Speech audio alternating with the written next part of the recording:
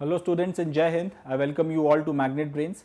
My name is Prateek Mishra and in this lecture we are going to continue our discussion of history class 12th book number 1 chapter number 3rd. Last lecture में हम लोगों ने ये देखा था कि text की जो हैंडलिंग है किसी भी हिस्टोरिकल टेक्स्ट की हैंडलिंग किस तरीके से की जाती है और उसकी टेक्निक्स को समझने के बाद में हम लोगों ने उसकी मदद से फिर महाभारत की जो टेक्स्ट की हैंडलिंग की गई है वो किस तरह से की गई है और उससे क्या कंक्लूजन्स वगैरह निकाले गए उस सब के बारे में हम लोगों ने बातचीत करी थी। आज हम लोग उसी के आगे अपना डिस्कशन कंटिन्यू करेंगे और हम लोग ये देखेंगे कि महाभारत से जुड़ी हुई जो हिस्टोरिकल प्लेसेस हैं उनमें से कुछ जगहों पर जहाँ एक्सकवेशंस हुए हैं वहाँ से हमारे आर्कियोलॉजिस्ट को क्या एविडेंसेस मिले हैं और उसके बेसिस पे टेक्स्ट वगैरह को हम लोग फिर किस नई रोशनी में किस नए एंगल से एनालाइज करते हैं, ये सारी बातें हम लोग डिस्कस करेंगे और उसके बाद में कुछ पर्टिकुलर सोशल प्रैक्टिसेस को हम लोग डिटेल में डिस्कस करेंगे। So without any further ado here we begin. Mahabharat का जो आपका टेक्स्ट है अगर आप उसकी बात कर लें, इस महाकाव्य की या फिर इस एपिक की बात कर लें तो इसमें आपको जैसे दूसरे एपिक्स होते हैं उसकी तरह आपको काफ़ी सारी चीज़ों का डिस्क्रिप्शन देखने के लिए मिलता है।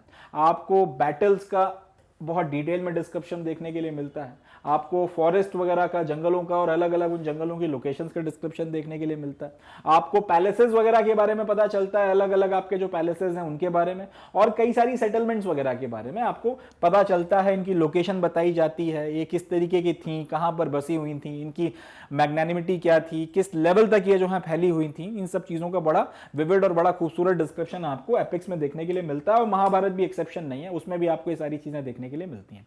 तो जब आप महाभारत की बात करते हैं इसमें जिन जगहों का जिक्र आया है, इसमें जिन प्लेसेस का जिक्र आता है और हमारी भी जो लोक कथाएं जुड़ी हुई हैं कि इस जगह पे पांडव रुके थे, इस जगह पे पांडवों ने ये किया था, इस जगह पे महाभारत का युद्ध हुआ था, कुरुक्षेत्र बकायदा जिस जगह पे लड़ाई हुई थी उस जगह के नाम से आज भी हमारे देश में शहर मौजूद हैं। आपके दिल्ली को जो है कई लोग ये कहते हैं कि हस्तिनापुर बोला जाता था पहले, तो हस्तिनापुर का जो एक इलाका जहाँ से पांडव राज किया करते थे या कौरव राज किया करते थे वो बेसिकली दिल्ली के आसपास का इलाका है।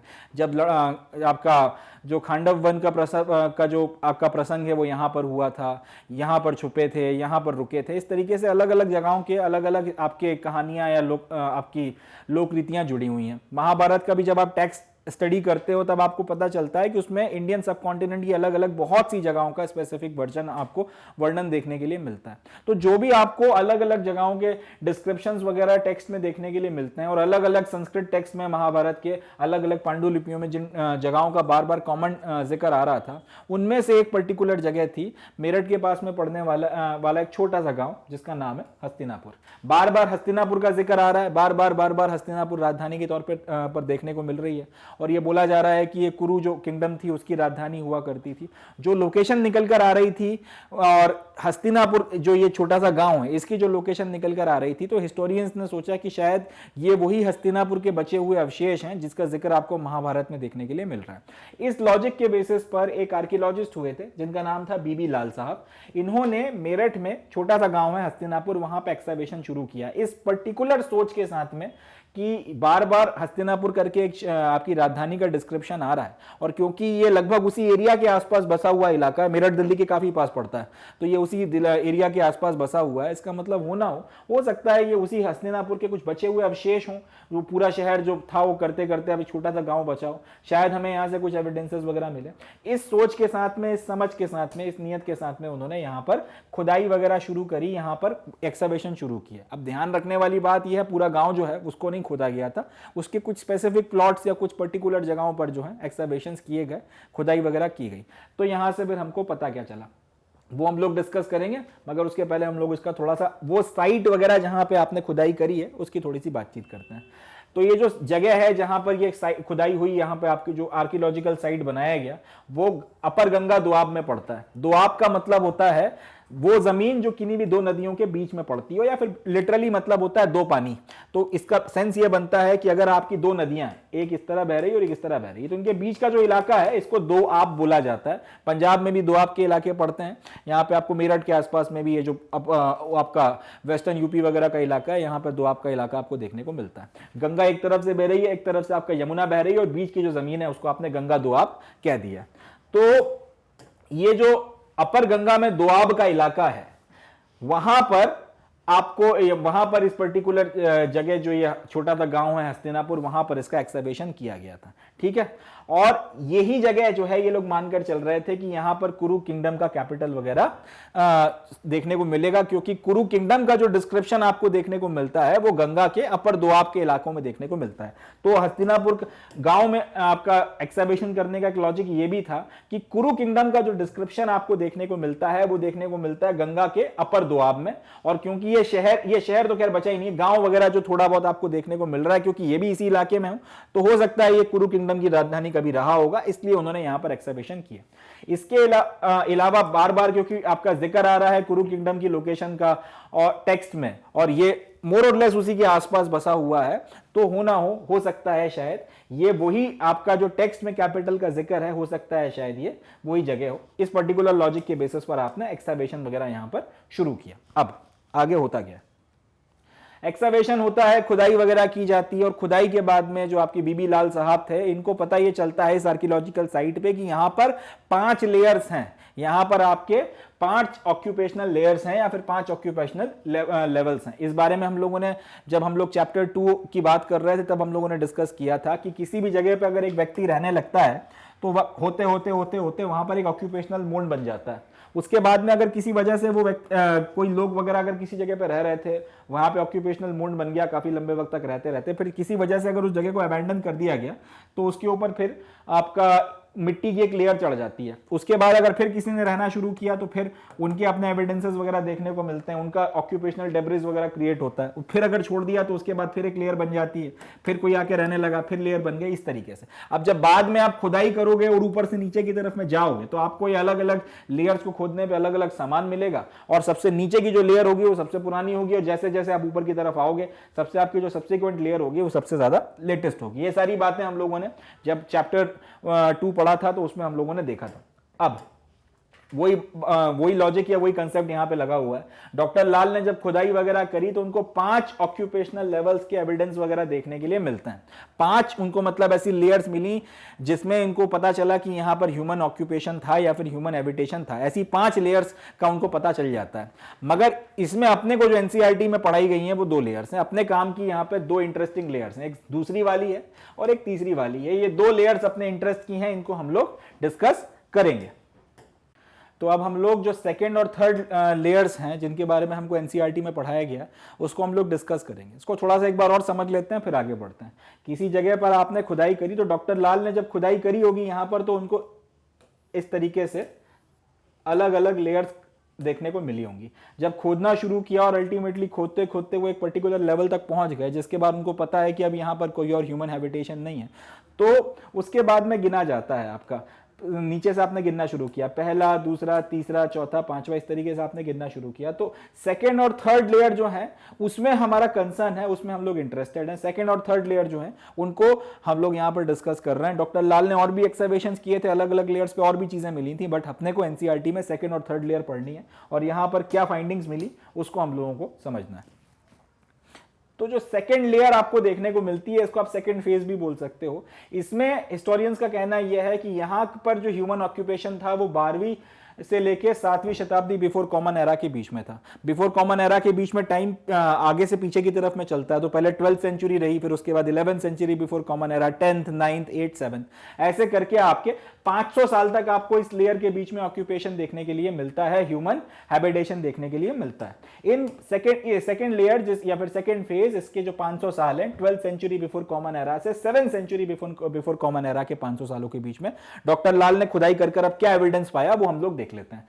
सबसे पहले इन्होंने ये बोला कि, या फिर उन्होंने जो चीजें खुदाई करके मिली उसके बेसिस पे इन्होंने क्या नोट्स बनाए। इनका कहना यह है कि एक तो मैंने बहुत बड़े एरिया में एक्सकैवेशन किया नहीं है, जो एरिया मैंने एक्सकैवेट किया है वो बहुत लिमिटेड है, वो काफी ज्यादा छोटा है। तो पहली चीज तो उन्होंने ये बोली कि जो एक्सकैवेशन हुआ है वो लिमिटेड एरिया में हुआ है।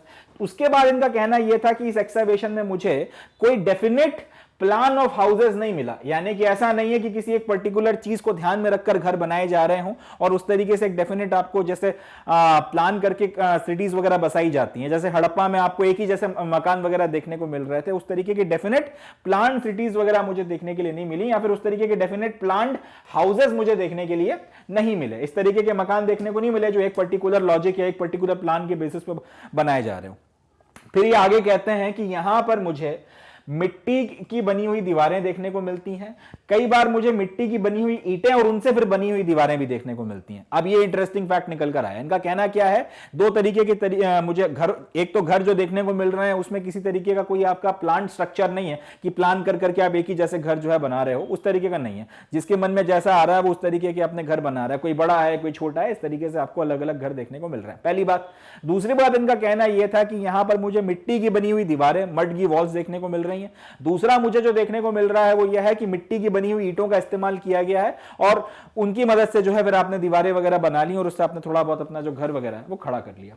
तीसरी चीज ये लोग ये कहते हैं कि ईंटों के ऊपर कई बार मड का प्लास्टर लगा दिया जाता था या फिर कई बार घास फूस वगैरह जो है उसका भी इस्तेमाल कर जो है आप अपने दीवारों को खड़ा कर रहे थे, या फिर मड और घास फूस का इस्तेमाल कर भी जो है आप जो है अपने घर की दीवारें वगैरह बना रहे थे।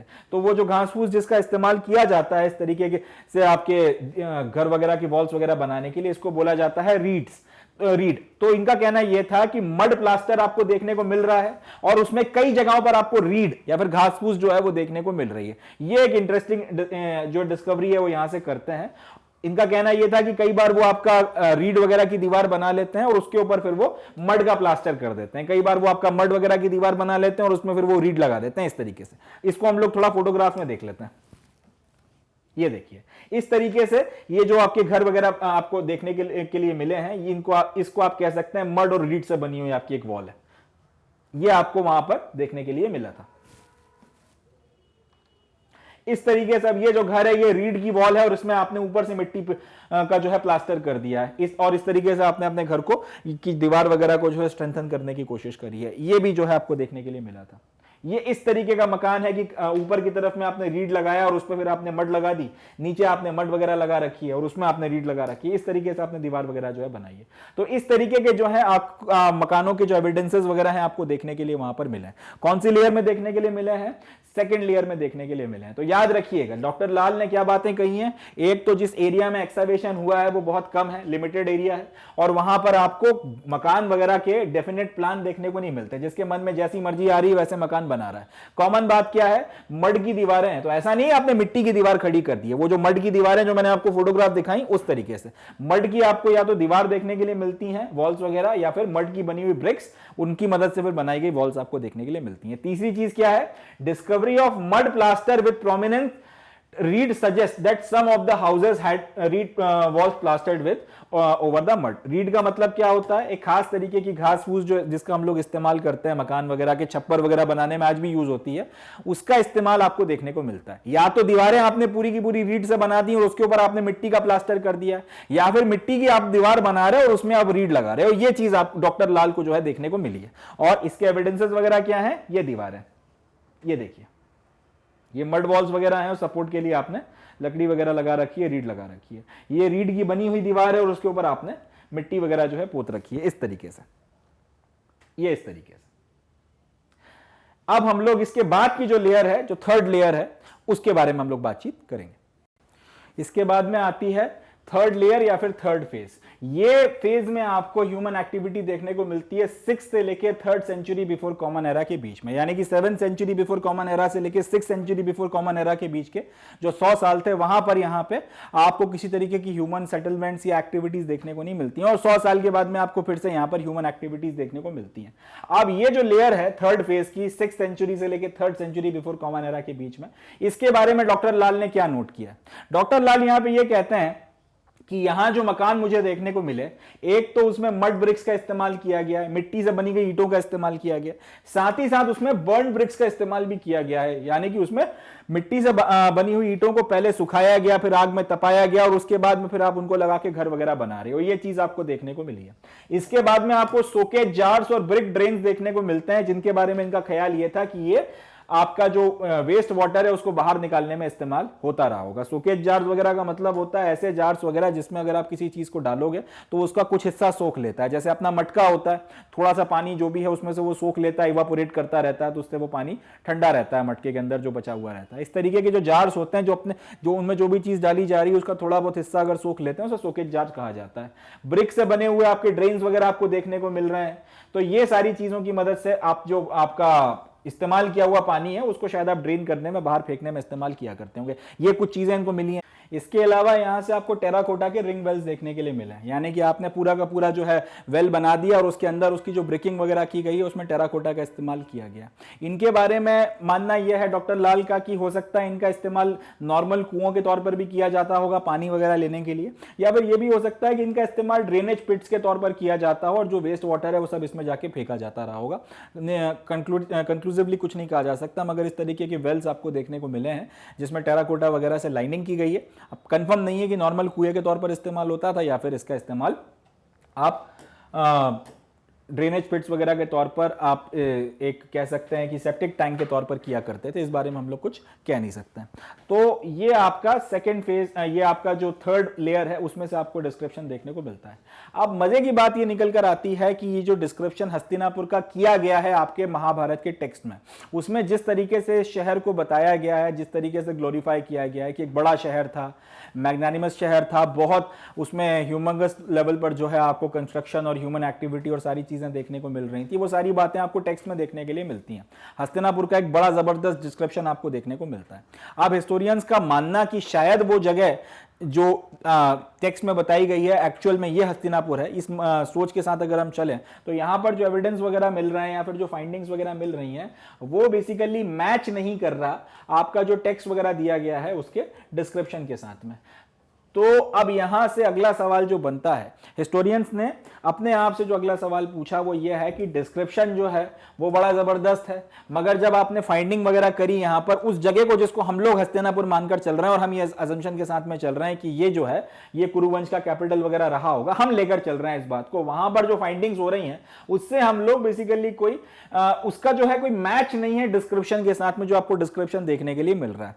तो यहां से अगला सवाल ये उठता है कि क्या यह हो सकता है कि जो सिटी का डिस्क्रिप्शन महाभारत में किया गया है, क्या सिटी का जो हस्तिनापुर का जो डिस्क्रिप्शन आपकी महाभारत में किया गया है, क्या ऐसा हो सकता है कि मूल कहानी लिखने के बाद में जो आपका मेन नैरेटिव जो लिख दिया गया था, मूल कहानी लिख दी गई थी, उसके बाद में इसको ऐड किया गया होगा और शायद उस टाइम पीरियड में ऐड किया गया होगा जिस टाइम पीरियड में अर्बन सेंटर्स जो थे वो फ्लरिश कर रहे थे रीजन में। ये एक सवाल जो है इन लोगों के दिमाग में आता है कि हम लोगों ने जो डिस्क्रिप्शन वगैरह पढ़े हैं उसमें हस्तिनापुर की एक जबरदस्त पिक्चर खींची गई है, एक जबरदस्त खांचा खींचा गया है।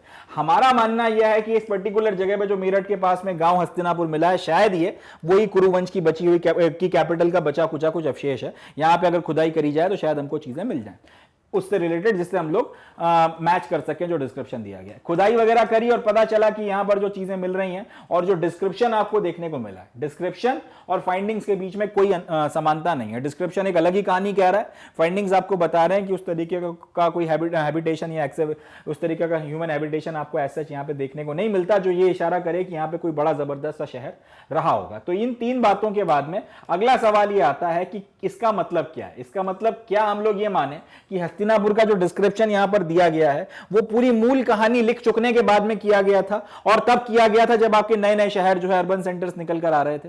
ये एक सवाल जो है ये आपके यक्ष प्रश्न की तरह आपके सामने खड़ा हुआ है, मगर इसके जवाब में हिस्टोरियंस के पास में कोई पुख्ता जवाब है नहीं, आपके पास में कोई श्योरली कहने के लिए कोई बात है नहीं। एक ये भी हो सकता है कि आप एकदम ऑल टुगेदर गलत जगह पे ही जो है खुदाई वगैरह कर रहे हैं, ये चीज भी जो है हो सकती है कि आप ऑल टुगेदर गलत जगह पे भी खुदाई कर रहे हैं। हो सकता है ये सिर्फ नाम रख दिया गया हो हस्तिनापुर या बाद में नाम पड़ गया हो, मगर हम लोग कंफर्म तौर पे, हो सकता है कि जो राजधानी है वो कहीं और हो, हम लोग कंफर्म तौर पे कुछ नहीं कह सकते हैं। आज की तारीख में इतना है कि इस पर्टिकुलर जगह को अगर आप कुरुवंश का वो कैपिटल का लेफ्ट ओवर मानकर चलो तो डिस्क्रिप्शन और यहाँ की फाइंडिंग्स वगैरह में एज सच कोई खास समानता नहीं मिलती। और ये सवाल फिर उठता है कि क्या ये हो सकता है कि ये जगह बाद में बनाई, ये जो डिस्क्रिप्शन है बाद में ऐड किया गया हो, या फिर हो सकता है हम गलत जगह पे ही एक्सकवेट कर रहे हो। इस बारे में हिस्टोरियंस अभी तक कुछ नहीं कह पाए। अब जो नेक्स्ट हमारा टॉपिक आता है वो है पॉलीएंड्री। तो हम लोगों ने जब अलग अलग तरीके की मैरिजेस के टाइप पढ़े थे तब हम लोगों ने देखा था कि पॉलीएंड्री का मतलब एक ऐसी मैरिज होती है जिसमें एक महिला के एक ही वक्त में मल्टीपल हस्बैंड्स होते हैं। पॉलीएंड्री का मतलब क्या है, एक वुमेन है, एक फीमेल है, एक महिला है और उसके एक ही वक्त पर साइमल्टेनियसली अगर एक से ज़्यादा हस्बैंड्स हैं, 2 हैं, 3 हैं, 4 हैं, जितने भी हैं, तो ये जो आपका प्रैक्टिस ऑफ मैरिज होता है, ये जो मैरिज का सिस्टम होता है where a woman is having multiple husbands at the same time, इसको कहा जाता है पॉलीएंड्री। अब महाभारत के पूरे टेक्स्ट में एक बड़ा चैलेंजिंग एपिसोड आता है जिसके ऊपर आपकी पूरी की पूरी जो स्टोरी है वो बेस करती है, और वो है द्रौपदी की मैरिज, जो एक ही वक्त में पांचों पांडवों के साथ में हुई थी। द्रौपदी ने एक ही वक्त पे पांचों पांडवों की वाइफ के तौर पर जो है सर्व किया था, या फिर इस तरह से बोल सकते हैं कि पांचों पांडव जो थे एक ही वक्त पर द्रौपदी के हस्बैंड थे। इसका मतलब ये हुआ कि महाभारत का जो सबसे चैलेंजिंग एपिसोड था, जिसके बेसिस पर फिर आगे आपकी कहानी बढ़ती है, जिस पर्टिकुलर प्रसंग को डिस्क्राइब किए बिना आपकी कहानी आगे नहीं जा सकती, उसमें पॉलीएंड्री का जो है जिक्र आपको देखने को मिलता है। और पॉलीएंड्री का ना सिर्फ आपको जिक्र देखने को मिलता है, मगर आपकी पूरी कहानी के लिए, आपके पूरे नैरेटिव के लिए पॉलीएंड्री जो है एक सेंट्रल थीम की तरह बिहेव करती है। अगर ये प्रसंग ना हुआ होता तो फिर कहानी आगे बढ़ती नहीं, या फिर कहानी वो टर्न या वो ट्विस्ट नहीं लेती और वो उस रुख को नहीं पकड़ती जिस पर वो आगे बढ़ी थी। तो कहानी को आगे चलाने के लिए जो सेंट्रल नैरेटिव सेट किया गया, उसमें पॉलीएंड्री की प्रैक्टिस को जो है थीम लेकर चला गया था। अब जब इस पर्टिकुलर प्रसंग को, इस पर्टिकुलर एपिसोड को जब डिटेल में पढ़ा जाता है, तब ऑथर्स को बड़ी इंटरेस्टिंग चीजें पता चलती हैं। उन्हें यह समझ में आता है कि कालांतर में 1000 सालों का वक्त जब महाभारत को लिखा जा रहा था, महाभारत को जब डॉक्यूमेंट्स में फिल किया जा रहा था, उस वक्त ये पता चलता है कि ये जो पर्टिकुलर एपिसोड आया है, ये जो पर्टिकुलर प्रसंग आया है पॉलीएंड्री का, इसको कई सारे तरीकों से जो है आपके स्कॉलर्स ने समझाने की कोशिश करी है, इसके अलग अलग एक्सप्लेनेशंस देने की कोशिश करी है। अब इंटरेस्टिंग चीज ये निकल कर आती है कि महाभारत के किसी दूसरे प्रसंग के साथ में ऐसा नहीं हुआ जैसा इस पर्टिकुलर प्रसंग के साथ में आपको देखने को मिलता है, कि अलग अलग वक्त पे अलग अलग कालखंडों ने महाभारत लिखने वाले जितने भी ऑथर्स वगैरह थे, जिन्होंने अलग अलग वक्त और कालखंडों में महाभारत को लिखा या फिर उसमें अपना कुछ ना कुछ एडिशन किया, किसी ने दूसरे किसी प्रसंग को इतने अलग अलग जो तरीकों से समझाने की कोशिश नहीं करी। किसी ने यह कोशिश नहीं करी कि आप किसी दूसरे प्रसंग के और 10 तरीके के एक्सप्लेनेशंस या फिर अल्टरनेट तरीके की के नैरेटिव्स वगैरह उसके बारे में आप पेश करने की कोशिश करो। फिर सवाल ये उठता है कि आखिर इस पर्टिकुलर प्रसंग में ऐसी क्या खास बात है कि हर ऑथर जो अपनी तरफ से महाभारत में कुछ ना कुछ जोड़ रहा है, वो किसी ना किसी तरीके से इसको एक्सप्लेन करने की कोशिश कर रहा है। ये जो पर्टिकुलर एपिसोड हुआ था, जिसके बाद फिर कहानी आगे बढ़ती है, उसको अलग अलग तरीकों से समझाने की कोशिश कर रहा है। अगर यही है कि हर एक व्यक्ति अपना जो एक नैरेटिव पेश कर रहा है, तो फिर तो ये हर प्रसंग में मिलना चाहिए। आपको हर प्रसंग के साथ में फिर कम से कम 2 या 3 अल्टरनेटिव एडिशंस मिलने चाहिए, अगर उससे ज्यादा नहीं मिल रहा है। मगर ऐसा होता नहीं है। जनरली मूल कहानी में बहुत ज्यादा लोग छेड़छाड़ नहीं करते, अपनी तरफ से कुछ ना कुछ ऐड करते चलते हैं। यहां पर इस पर्टिकुलर एपिसोड के साथ में ऐसा हो रहा है कि लोग अपनी तरफ से ना सिर्फ चीजें ऐड कर रहे हैं, बट इसके अलग अलग एक्सप्लेनेशंस देने की कोशिश कर रहे हैं, एक अपनी तरफ से नैरेटिव सेट करने की कोशिश कर रहे हैं। सवाल उठता है क्यों? आखिर ऐसा इसमें क्या खास है कि इस पर्टिकुलर पॉलीएंड्री को सेंट्रल थीम बना के रचे गए प्रसंग को इतने तरीकों से एक्सप्लेन करने की जरूरत पड़ रही है? उसको अब हम लोग थोड़ा सा तलाशने की कोशिश करेंगे। चले देखते हैं। आज की तारीख में हिस्टोरियंस का यह मानना है कि एक जमाना शायद रहा होगा जब कम से कम आपकी जो इलीट रूलिंग क्लासेस हैं, उसमें जो पॉलीएंड्रस यूनियन है, पॉलीएंड्री की जो प्रैक्टिस है, वो शायद प्रिवेलेंट रही होगी या फिर शायद कॉमन रही होगी। पॉलीएंड्री का मतलब क्या? एक ही वक्त पर अगर एक महिला महिला के एक से ज्यादा हस्बैंड्स होते हैं, तो इस प्रोसेस को हम लोग या फिर इस चीज को हम लोग पॉलीएंड्री कह रहे हैं। हिस्टोरियंस का महाभारत में इस प्रसंग के इतने सारे अल्टरनेटिव एडिशंस देखने के कारण एक पर्टिकुलर एक्सप्लेनेशन ये बनता है इस पूरी चीज का कि हो सकता है किसी जमाने में, किसी टाइम पीरियड में, और ये टाइम पीरियड की जब मैं बात कर रहा हूं तो मैं इसमें दोनों पॉइंट्स को इंक्लूड करके चल रहा हूं। ये उस वक्त में भी हो सकता है जब मूल कहानी रची गई थी और उसके बाद एक से दूसरी जनरेशन तक ये ओरली ट्रांसमिट हो रही थी, या फिर उन 1000 सालों में जब इस मूल कहानी को अलग अलग लोगों ने फिर कटिबद्ध किया है, अलग अलग लोगों ने इसको लिखा है और इसको डॉक्यूमेंटाइज किया गया है। उस वक्त में हो सकता है आपको ये यूनियन का ये जो प्रैक्टिस है कई जगहों पर देखने को मिल रही हो।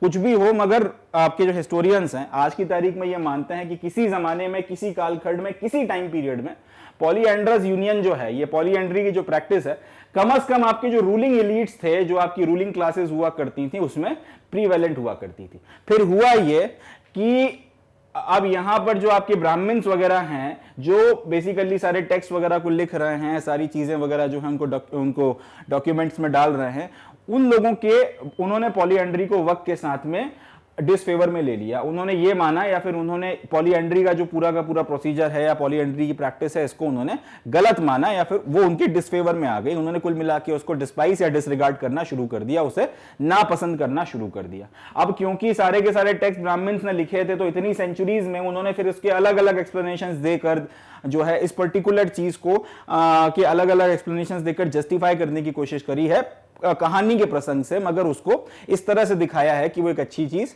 नहीं है या फिर अच्छी चीज नहीं होती है। और ये हिस्टोरियंस इसलिए कह रहे हैं कि अगर ऐसा नहीं होता तो फिर इतने ज्यादा डिफरेंट एक्सप्लेनेशंस इस पर्टिकुलर एपिसोड के आपको देखने को नहीं मिलते। आप ये दावा भी नहीं कर सकते कि सामने वाला जो है राइटर वो अपनी तरफ से अपना एक नैरेटिव पेश कर रहा है, क्योंकि अगर ऐसा होता तो फिर दूसरे प्रसंगों की भी अल्टरनेटिव वर्जन्स मिलने चाहिए। और पता ये चला है कि कम से कम मूल कहानी के साथ में हर जनरेशन ने जिसने अपनी तरफ से कुछ ना कुछ जोड़ा है, कोई बहुत ज्यादा छेड़खानी या अल्टरनेटिव एडिशंस देने की कोशिश नहीं करी है। तो ये चीज फिर इसी एपिसोड के साथ में निकल कर आती है। ये सिर्फ एक ही बात बताती है कि इतने डिफरेंट एक्सप्लेनेशंस का सीधा सीधा मतलब एक ही है कि कभी किसी जमाने में ये प्रैक्टिस रही होगी और जब मूल कहानी लिखी गई थी तब शायद इस प्रैक्टिस को बहुत नेचुरली या बहुत नॉर्मली उस मूल कहानी में शामिल किया गया था। वक्त के साथ में ब्राह्मणों को वो चीज पसंद नहीं आई या फिर उसको पसंद नापसंद करने लगे तो एक्सप्लेनेशंस या नैरेटिव्स फिर इस तरीके से बनाए गए कि अब उसको मेन कहानी से निकाला तो खैर नहीं जा सकता, मगर ये एक अच्छी चीज नहीं होती है ये। और क्योंकि इतने सेंचुरीज में उन्होंने इस टेक्स्ट को डेवलप किया है तो वक्त के साथ में वो इस नैरेटिव को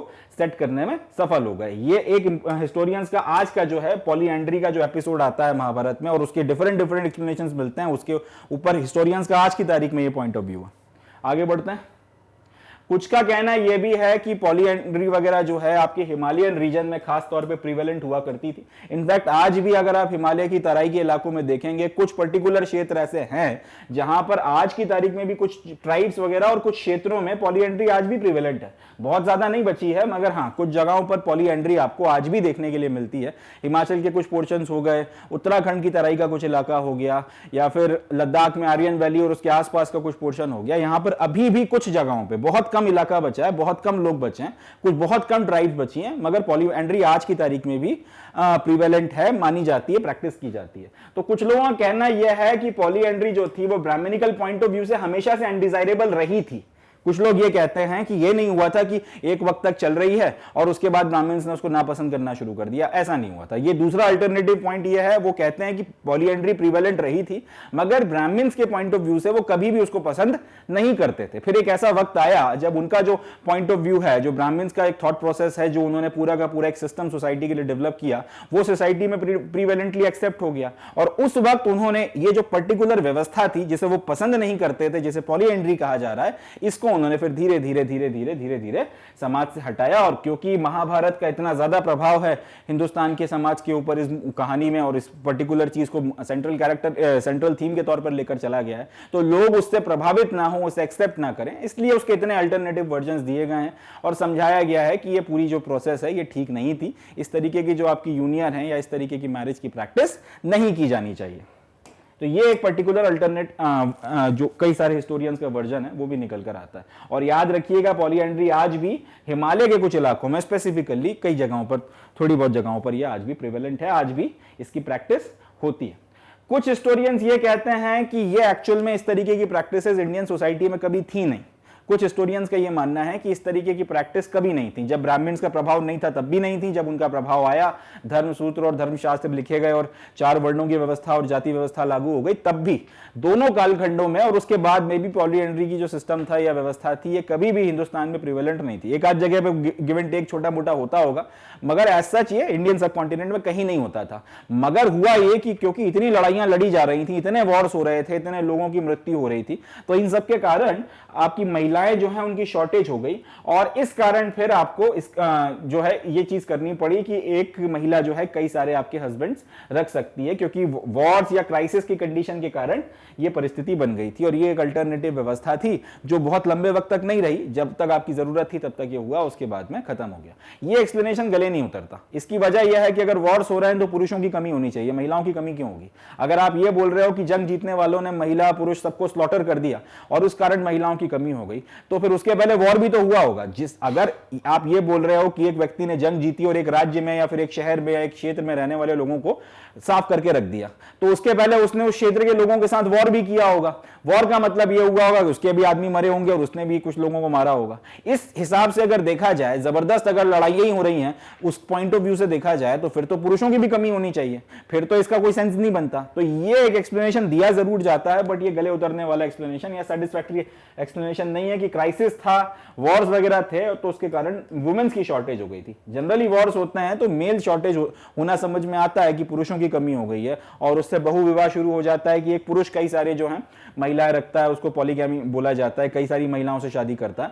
मगर यहां पर ऐसा नहीं हो रहा है, यहां पर तो इसका उल्टा हो रहा है। और महिलाएं जंग लड़ने जाती नहीं थी आदिकाल से, हम लोग ये बात जानते हैं। हमारे यहाँ वुमेन्स इतना ज्यादा एज सच वॉर पार्टिसिपेशन कभी नहीं देखने को मिला। Exceptions are always there, but कभी ये नहीं है कि मास लेवल पर फीमेल्स जो है लड़ने जाती हूं। तो फिर वही पॉइंट निकल कर आता है कि ये एक सेटिस्फैक्टरी एक्सप्लेनेशन नहीं है कि वॉर्स हो रहे थे, महिलाओं की कमी हो गई थी और उसके कारण फिर पॉलीएंड्री की प्रैक्टिस एक क्राइसिस को मैनेज करने के लिए आई और वक्त के साथ में चली गई। और क्योंकि पूरी महाभारत की सेंट्रल थीम में युद्ध है, तो उसके पहले और उसके बाद की परिस्थितियों के कारण इस चीज को आपने शामिल किया था। यह बात गले उतरने वाली नहीं है, मगर कई लोग इसको भी एक्सप्लेनेशन के तौर पर देते हैं। अब कुछ आपके सोर्सेज ये भी बताते हैं कि पॉलीएंड्री जो था ये बहुत ज्यादा प्रिवेलेंट नहीं था, और ना ही ये बहुत ज्यादा प्रिफर्ड फॉर्म था मैरिज का, ना ही ये ओनली फॉर्म था मैरिज का। कुछ सोर्सेज ये भी कह रहे हैं कि ये जो आप बोल रहे हो कि पॉलीएंड्री प्रिवेलेंट थी, ये भी सच नहीं है। पॉलीएंड्री के तहत ही शादियां होती थी, ये भी सच नहीं है। और पॉलीएंड्री को लोग पसंद करते थे, ये भी सच नहीं है। कुछ स्कॉलर्स ये बात भी कहते हैं कि ये आपके कि कई सारे स्रोतों से हमको ये भी पता चलता है कि पॉलीएंड्री वगैरह जो है ना तो बहुत ज्यादा प्रिवेलेंट फॉर्म ऑफ मैरिज था, ना बहुत ज्यादा एक्सेप्टेबल था, ना एज सच ये था कि बहुत ज्यादा नॉर्मल था। तो फिर सवाल ये उठता है कि अगर ये पर्टिकुलर चीज इतनी ज्यादा फेमस नहीं थी, इतनी ज्यादा एक्सेप्टेबल नहीं थी, इतनी ज्यादा कॉमन नहीं थी, तो फिर ऐसा कैसे हो जाता है कि हिंदुस्तान के सबसे बड़े महाकाव्य में इस चीज को सेंट्रल कैरेक्टर्स के साथ में एसोसिएट किया जाता है, इस प्रैक्टिस को सेंट्रल कैरेक्टर जितने हैं आपके महाभारत के उनके साथ में एसोसिएट किया जाता है, और आपकी पूरी की पूरी कहानी इस पर्टिकुलर प्रसंग के बिना आगे बढ़ ही नहीं सकती जब तक आप द्रौपदी का और ये 5 पांडवों का प्रसंग और पॉलीएंड्री का किस्सा उसमें जब तक नहीं डालोगे तब तक वो बात आगे बढ़ेगी नहीं कि द्रौपदी और फिर 5 पांडवों के साथ में फिर बाकी सारी चीजें होती हैं, वो सारी बात है। तो आप इस प्रसंग को स्किप कर कर कहानी को आगे बढ़ा नहीं सकते, नैरेटिव को आगे चला नहीं सकते।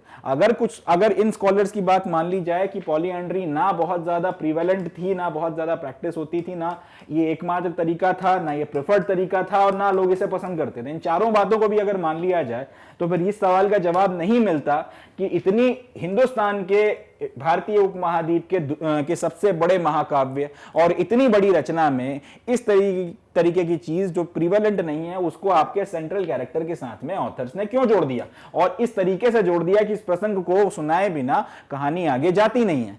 इस सवाल का अगर आप जवाब तलाशने की कोशिश करो तो फैक्ट यह है कि हमारे पास इसका कोई सेटिस्फैक्टरी आंसर बनता नहीं है, हमारे पास इसका कोई सेटिस्फैक्टरी जवाब नहीं है कि आखिर ऐसा क्यों हुआ। तो ये जो एक प्रश्न चिन्ह है, ये क्वेश्चन मार्क का हम लोग जवाब नहीं दे सकते। ये एक पॉइंट अपने को ध्यान रखना है कि इसका अपने पास में कोई सेटिस्फैक्टरी आंसर नहीं है। सिर्फ एक एक्सप्लेनेशन बनता है इसका, जो आप एक्सेप्ट कर सकते हो नहीं कर सकते हो वो आपके ऊपर है, मगर सिर्फ अपनी बात को समझाने के लिए एक एक्सप्लेनेशन कई सारे ऑथर्स देते हैं, या फिर एनसीईआरटी में इसका जो जिक्र आता है वो ये है कि कई बार लिटरेचर जो है उसको अपनी कहानी कहने के लिए अपने नैरेटिव की अपनी कुछ रिक्वायरमेंट होती है। आप लिटरेचर में अगर अपनी कहानी कह रहे हैं तो उसकी अपनी कुछ रिक्वायरमेंट होती है और उसके अनुसार आपको चलना पड़ता है। और हर बार जरूरी नहीं है कि आपका जो लिटरेचर लिखा गया है वो सोशल रियलिटीज को रिफ्लेक्ट करे। इंपॉर्टेंट पॉइंट है, ध्यान रखिएगा। मैं इसको एक्सप्लेन करता हूं। कई बार हम लोग कोई पिक्चर देखते हैं या फिर कोई स्टोरी वगैरह देखते हैं, उसमें हम लोग कई बार ऐसा बोलते हैं कि अगर ऐसा हो जाता तो फिर ये हो जाता, अगर हीरो इसको पहले ही समझ जाता तो फिर इतना नाटक नहीं होता, या फिर अगर विलन को हीरो पहले ही जो है खत्म कर देता तो उसको इतनी प्रॉब्लम नहीं होती। अब इस बात को थोड़ा सा समझिए।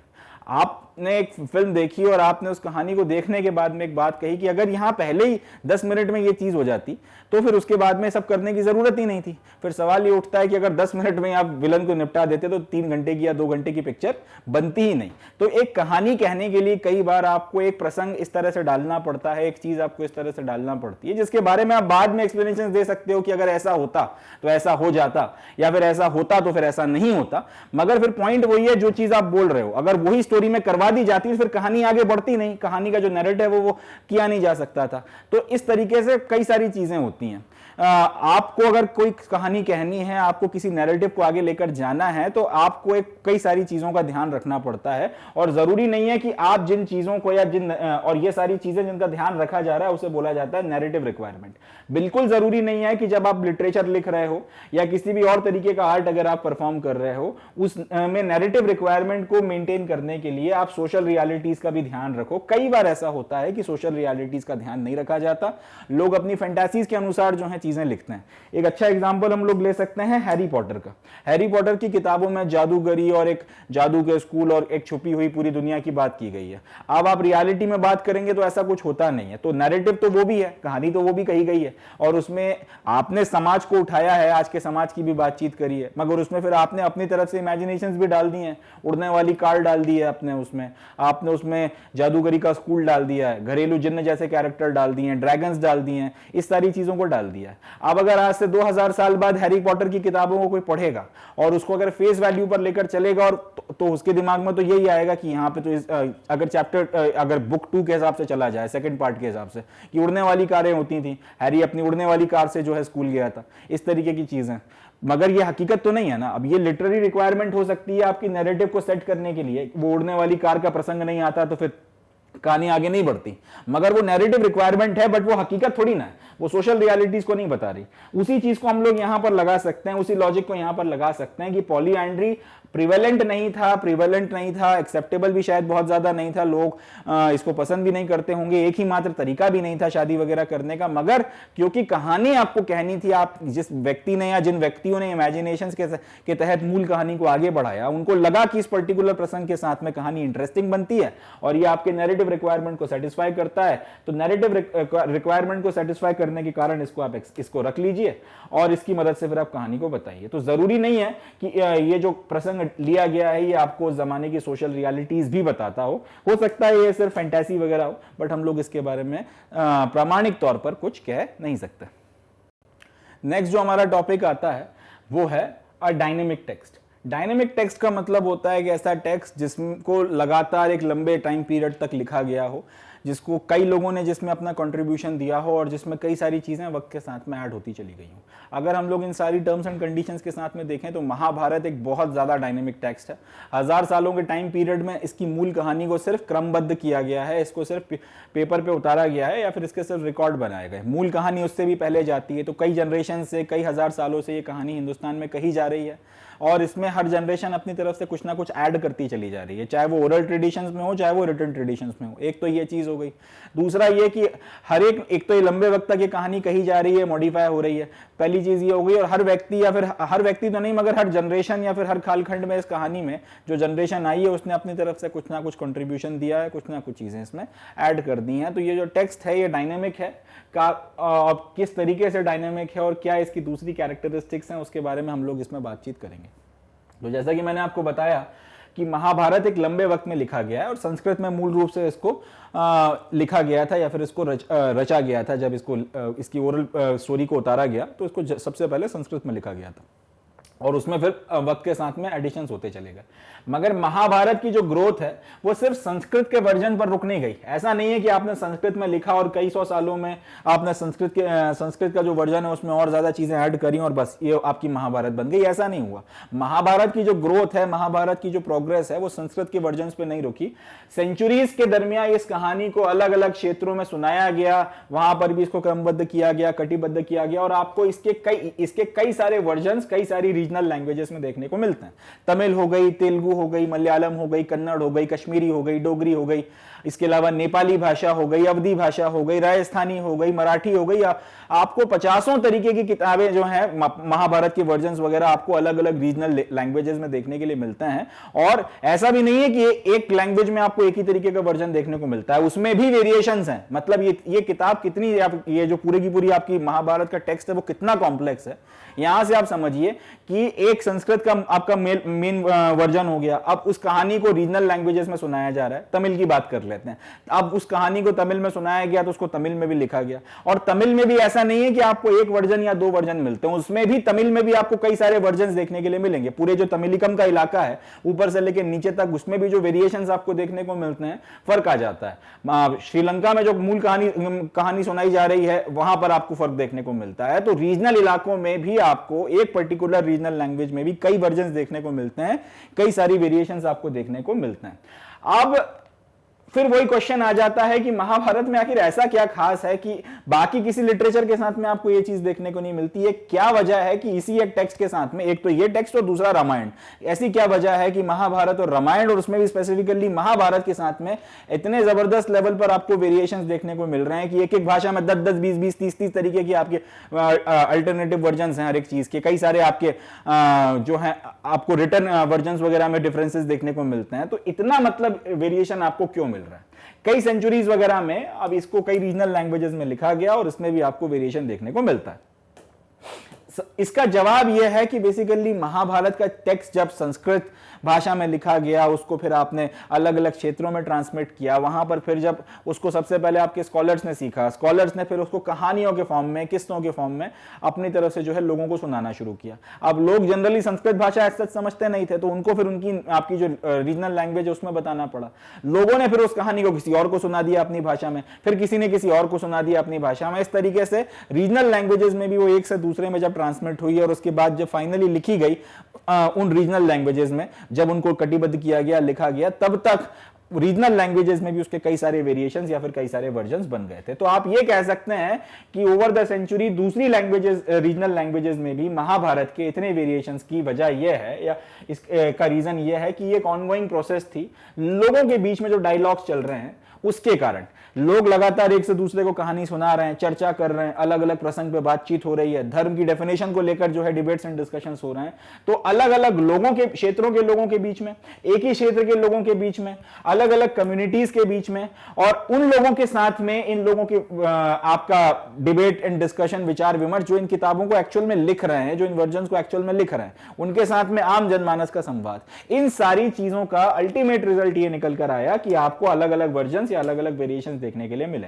साथ ही साथ ये हुआ कि स्पेसिफिक रीजन्स में अपनी अपनी सेवरल कहानियां, लोक कथाएं जो थी चल रही थी, या तो उनको भी इसमें जोड़ दिया गया, या डिबेट और डिस्कशन के वक्त में और नई कहानियां निकल कर आई, और सारे, इंग्लिश में हम लोग इसको बोलते हैं सब प्लॉट, की मूल कहानी में वो आके जुड़ जाता है, उसको सब प्लॉट बोला जाता है। तो ऐसा भी हुआ कि रीजनल वेरिएशंस के कारण अपनी अलग अलग कहानियां या फिर अलग अलग सब प्लॉट निकल कर आए, और इनको भी जो है आपने वक्त के साथ में आपकी जो मेन कहानी, आपका जो एपिक है, इसमें आपने जोड़ दिया। तो इस तरीके से जो है ये आपका, अगर रिटर्न बात की जाए तो रिटर्न वर्जन में अलग अलग वेरिएशंस आपको देखने को मिले। इसी वक्त पर अगर आप ओरल ट्रेडिशंस की बात करोगे तो सेंट्रल स्टोरी जो है, आपकी जो मेन थीम है एपिक की, इसको कई बार कई अलग अलग तरीकों से कहा गया। और हर बार ऐसा नहीं है कि आप कहानी को सुनाने के लिए सिर्फ मुंह से किसी को बोल के ही सुना रहे हो, आपने और तरीके अपनाए। परफॉर्मिंग आर्ट्स के जो और तरीके होते हैं, आपने वो सब के सब जो है महाभारत की कहानी लोगों तक पहुंचाने में लगा दी। पेंटिंग्स वगैरह के माध्यम से महाभारत की कहानी को जो है अलग अलग लोगों तक पहुंचाया गया, प्लेज वगैरह और नाटक वगैरह के माध्यम से पहुंचाया गया, आपकी चित्रकारी वगैरह के अलावा और आपके छोटे छोटे जो है उसमें गाने कंपोज किए गए, उसके ऊपर कहावतें बनाई गई, और इस तरीके की चीजों से जो है महाभारत की छोटे छोटे एनेक्डोट्स, अलग अलग वर्जन्स वगैरह जो हैं वक्त के साथ में लोगों तक पहुंचाए जाते रहे। स्कल्पचर्स हो गए, पेंटिंग्स हो गए, इन्होंने भी जो है एक बहुत बड़ा रोल अदा किया। आज की तारीख में अगर आप बात करेंगे, इतने कई सेंचुरीज वगैरह में, इतने कई हजार सालों में महाभारत का जिस तरीके से इवोल्यूशन हुआ है, ये सिर्फ एक ऐसी कथा नहीं है जिसे लिख दिया गया और लोगों को सुना दिया गया। इसने कई सारे तरीके के परफॉर्मिंग आर्ट्स, चाहे प्लेज हो, चाहे डांस हो, या दूसरे तरीके के जो तरीके होते हैं जिससे आप नरेशन करते हो, अपनी कहानी कहते हो, उसके लिए सेंट्रल थीम प्रोवाइड करी है। यह बात मैं आपको भी एग्जांपल की मदद से समझाऊंगा। यह तस्वीर देखिए, लगभग हम सब जो हिंदू घरों के बच्चे हैं या फिर उन लोगों ने इस तस्वीर को देखा होगा, या फिर जनरली आपको इंडिया में यह तस्वीर बहुत ज्यादा देखने को मिलती है। ऊपर या नीचे में एक श्लोक लिखा रहता है, यदा यदा हि धर्मस्य ग्लानिर्भवतु भारतस्य, इस तरीके से। तो ये अब एक पर्टिकुलर प्रसंग है महाभारत से, जब महाभारत का युद्ध होने वाला है तो उसमें से इस प्रसंग को लिया गया है। अब यहाँ पे श्री कृष्ण जो है सारथी के रूप में है और अर्जुन जो है पीछे से आपके खड़े होके यहाँ से लड़ाई वगैरह लड़ रहे हैं। तो अब ये बेसिकली क्या है, ये एक तरीके से महाभारत का एक नरेशन है या फिर महाभारत की कोई नरेट करने का एक तरीका है। आपने कहानी नहीं कही, यहाँ पे आपने एक अक्षर नहीं बोला किसी से, मगर तस्वीर दिखा दीजिए, लोग समझ जाएंगे कि महाभारत की बात हो रही है और ये भी समझ जाएंगे कि महाभारत के युद्ध जो हुआ था कुरुक्षेत्र में उसके प्रसंग की बात हो रही है। तो ये बिना कुछ बोले भी एक तरीके से कहानी कहने का या नरेशन का एक तरीका हो गया, इसको बोला जाता है परफॉर्मिंग आर्ट्स। तो इस तरीके की अब ये जो पेंटिंग्स वगैरह हैं इन्होंने भी एक बहुत बड़ा रोल अदा किया। इसी तरीके से जैसे आपकी रामलीला होती है, रामलीला की तरह ही आपकी महाभारत के भी अलग अलग प्रसंगों का मंचन खूब किया जाता है। महाभारत की तरह ही महाभारत के भी अलग अलग प्रसंग खूब जो है उनको भी अलग अलग जगहों पे प्लेज के फॉर्म में उनका खूब जो है चित्रण वगैरह किया जाता है। इसके ऊपर छोटे छोटे आपके लोकगीत बनाए गए हैं, वो गाए जाते हैं, इन सब चीजों का भी असर पड़ता है। और तस्वीरें देखिए, ये भी लगभग वो आपके कुरुक्षेत्र की तस्वीर है। इसमें श्री कृष्ण और अर्जुन को दिखाया गया है। ये अभिमन्यु का किस्सा आ जाता है जब चक्रव्यूह में घेर के उसको फिर मारा गया था, तो इसको भी सेंट्रल थीम बना के कई सारी चीजें कही गई हैं। अब महाभारत के ऊपर कई सारे लोगों ने अपने अपने वर्जन्स लिखे हैं, इस पे पता नहीं कितनी किताबें लिखी गई हैं, हजारों किताबें इस पर्टिकुलर एपिक के ऊपर लिखी गई हैं। तो ये भी एक नरेशन का तरीका आ गया। ये द्रौपदी का जो आपका चीरहरण हुआ था बहुत फेमस किस्सा है, जिसके कारण फिर अल्टीमेटली इसने आपका महाभारत का जो युद्ध हुआ है उसकी जो नींव रखी, आधारशिला रखी, उसका एक डिपिक्शन किया गया है कि वो सारा जुए में हारने के बाद की क्या स्थिति थी और भगवान कृष्ण ने किस तरह से बचाया। ये जुआ जो चल रहा था चौसर वगैरह, उसकी फोटोग्राफ्स वगैरह है कि किस तरीके से शकुनी ने इनको छला था और वो सारी चीजें हुई थी। तो पॉइंट ये है कि ये जो अलग अलग परफॉर्मिंग आर्ट्स हैं, महाभारत ने इनके लिए एक थीम जो है उसका भी जो है एक बहुत बड़ा उसके लिए थीम वगैरह भी जो है प्रोवाइड करी है। और इंडिया का जो आपका लिटरेरी ट्रेडिशन है, परफॉर्मिंग आर्ट्स हैं, प्ले हैं, डिस्कशंस हैं, डिबेट्स हैं, हमारा जो पूरा नैरेटिव है उस पर इस कथा का बहुत बड़ा प्रभाव आपको एज सच देखने के लिए मिलता है। तो ये बात अपने को ध्यान रखनी है। इस तरीके से जो है महाभारत इतने हजारों सालों में ग्रो किया है और रीजनल वेरिएशन इस तरीके से आपको देखने के लिए मिले हैं। सेंट्रल स्टोरी अपनी रही, उसको बार बार सुनाया गया, लोगों ने अपनी जो स्पेसिफिक रीजन्स की लोक कथाएं थी, अपनी जो खुद की कहानियां थी उनको भी जोड़ दिया, या फिर जो नई कहानियां आ रही थी उनको भी ऐड कर दिया। इसको इतनी बार इतने तरीकों से सुनाया गया कि अब इसके इतने वर्जन्स बन चुके हैं कि आप एक्चुअल में ये कंक्लूड ही नहीं कर सकते कि मूल वर्जन कौन सा है। संस्कृत के वर्जन में भी आपको जो वेरिएशंस देखने को मिलते हैं उसको आप मिला लें, रीजनल वेरिएशंस को मिला लें, किसी भी तरीके से आप एक बात कुल मिला के ये कह सकते हैं कि हिंदुस्तान की पूरी सिविलाइजेशन का इवोल्यूशन अगर आपको देखना हो तो महाभारत के इवोल्यूशन में आपको इंडिया के सिविलाइजेशन का इवोल्यूशन देखने के लिए मिलता है। और ये अपने आप में एक बड़ी इंटरेस्टिंग और बड़ी डायनामिक बात निकल कर आती है कि इतने हजारों साल पहले इस तरीके के महाकाव्य लिखे जा रहे हैं। एक एक लाख श्लोक तक जो है इंडिया में ऐसे एपिक्स लिखे गए जिसमें एक एक लाख श्लोक तक जो है कहानी पहुंच जाती है। नेक्स्ट जो अब हमारा टॉपिक आएगा उसमें हम लोग इसकी जो पूरी टाइमलाइन रहेगी इस चैप्टर की उसको हम लोग देखकर खत्म करेंगे। हम लोग समझेंगे कि सारी बातें जो हमने करी हैं इसको जब हम लोग क्रम में पढ़ते हैं तो टाइमलाइन क्या बनती है। अब हमारा नेक्स्ट टॉपिक ये है। अब हम लोग मेजर जो टेक्सचुअल ट्रेडिशंस रहे हैं इसकी टाइमलाइन देखते हैं। सबसे पहले अगर आप 500 बिफोर कॉमन एरा की बात कर लें तो इसमें पाणिनि जो हैं इन्होंने अपनी संस्कृत के ग्रामर का वर्जन जो है वो कर तैयार किया था जिसका नाम था अष्टाध्यायी। इंपॉर्टेंट है, याद रखिएगा, एमसीक्यू के फॉर्म में पूछा जा सकता है। पाणिनि ने संस्कृत के जो ग्रामर है उसके ऊपर जो पहला काम आपको देखने को मिलता है संस्कृत में ग्रामर के ऊपर वो पाणिनि के द्वारा किया गया है और इसका नाम क्या है, अष्टाध्यायी।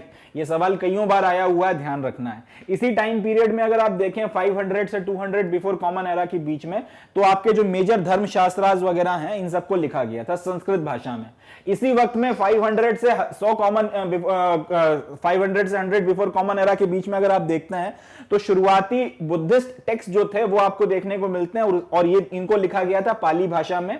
इसमें जो आपका एक मेजर टेक्स्ट आ जाता है उसका नाम है त्रिपिटक। इसको याद रखिएगा, इंपॉर्टेंट पॉइंट है कि दो चीजें हो रही हैं कि वक्त में पाणिनि का जो आपका अष्टाध्यायी है वो लिख दिया गया, उसके बाद में 500 से 200 बिफोर कॉमन एरा और 500 से 100 बिफोर कॉमन एरा के बीच में दो चीजें हो रही हैं। एक तो आपके धर्मशास्त्रों को लिखा जा रहा है मगर ये लिखे जा रहे हैं संस्कृत में। इसी वक्त में बुद्धिस्ट भी अपने टेक्स्ट वगैरह को लिख रहे हैं जिसमें त्रिपिटक करके जो टेक्स्ट है वो भी शामिल है और ये टेक्स्ट लिखे जा रहे हैं पाली भाषा में। अब इसी टाइम पीरियड में दो चार चीजें और आपको पैरेलल देखने को मिलती हैं। 500 before common era to 400 common era के जो 900 साल हैं आपको, या लगभग जो 1000 साल आपको देखने को मिलते हैं, इसमें रामायण और महाभारत को कटिबद्ध किया जाता है, क्रमबद्ध किया जाता है, संस्कृत में इनको पेपर पे लिखकर या फिर इनको डॉक्यूमेंटाइजेशन इसका जो है किया जाता है। इंपॉर्टेंट पॉइंट है, ये भी आपका काम, ये भी अपना एमसीक्यू के हिसाब से बन सकता है। इसी वक्त में एक फेज आता है 200 बिफोर कॉमन एरा से 200 कॉमन एरा के बीच में।